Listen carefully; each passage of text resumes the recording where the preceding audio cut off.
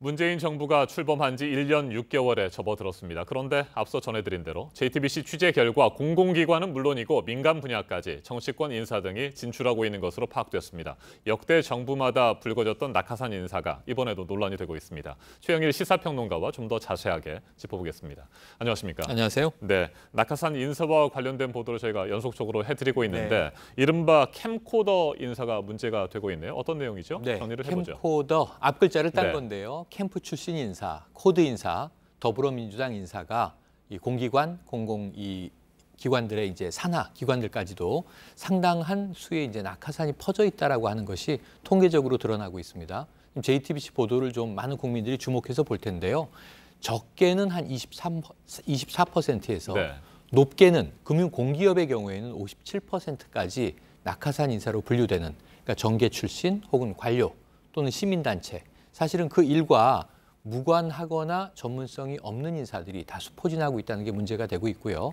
또 바른미래당에서도 이제 전수조사를 이제 내세우고 있는데 그 내용을 보면 한 44% 정도가 이 낙하산 인사로 분류가 되고 있습니다. 전체 공기관, 공기업들의 임원 수는 1,722명입니다. 네, 저희가 계속해서 관심을 가지고 취재를 하겠습니다만 지금 심각한 것은 공공기관뿐만이 아니고요. 민간 분야에까지 이 낙하산 인사가 이루어지고 있다는 건 아니겠습니까? 네, 아까 나왔습니다만 이제 전임 정부까지는 등장하지 않았던 건설 관련 공제조합의 이사장으로는 이제 전 의원, 정치인 출신이고 지난 이 대선에서 서울시당 유세위원장을 맡았던 이제 의원이 자리를 잡았고요.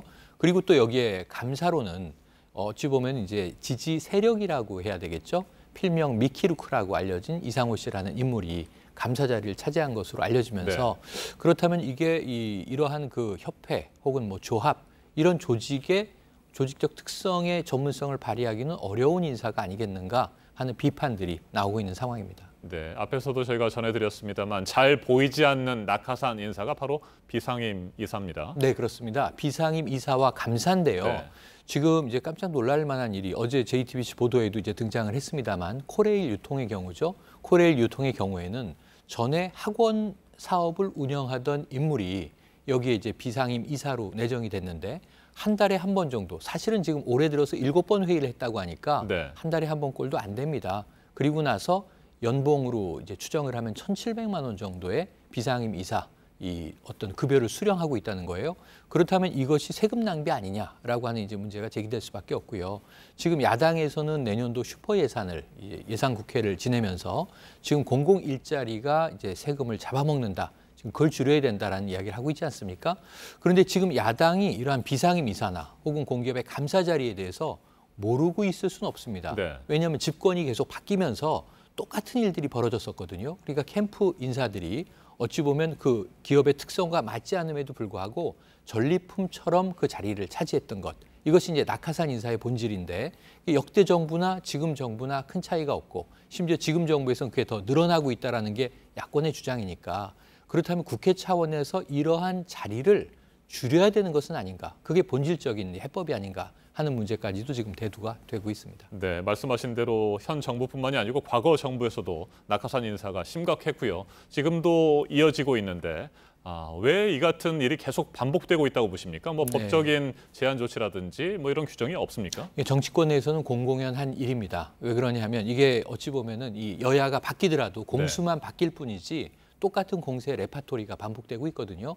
뭐냐면은 이제 집권에 기여한 사람들에게 뭔가 보상을 줘야 한다. 아까 전리품이라는 표현을 제가 썼는데요. 그러다 보니까 거기에 보상을 줄 수 있는 가장 좋은 것이 공기업, 공기관들의 주로 감사 자리라든가 비상임 이사라든가 사실은 뭐 이 공직을 다 주면 좋겠죠. 하지만 공직을 주기에는 부담스러운 인물들도 많고 공직의 자리는 제한돼 있습니다. 그러다 보니까 정부가 관리할 수 있는 공기업과 공공기관 혹은 산하단체의 기관장, 비상임 이사, 감사 정도를 줘서라도 이러한 어떤 그 자신은 열심히 집권에 기여했는데 뭔가 돌아오는 보상이 없다라고 하는 사람들을 챙겨주는 형태로 계속 이러한 일이 반복돼 왔다는 거죠.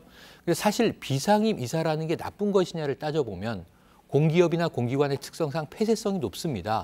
기관장이 전횡을 하는 경우가 많아요.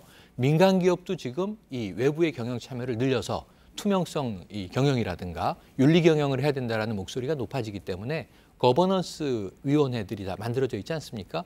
그런 의미에서는 비상임 이사나 감사 혹은 자문위원, 사회이사들이 많이 참여해서 외부 국민들의 시선을 경영에 도입하는 것은 의미가 있는 일인데 네.